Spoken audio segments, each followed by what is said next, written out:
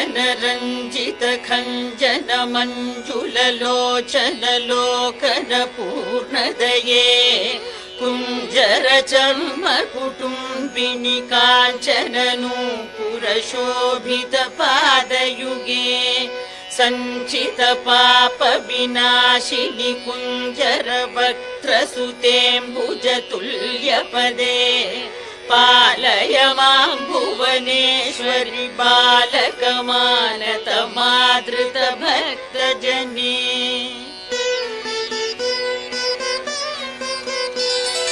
मत्त महासुरपत्तन दाहक नृत्तवति प्रिय रूपयुते सत्तम मानव मानस चिन्तित सुन्दर पादयुगे सुभगे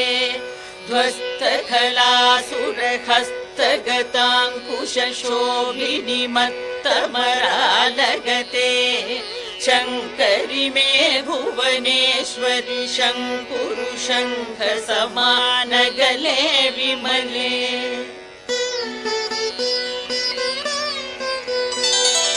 अम्बुरुहासन सन्नुत वैभवशालिनि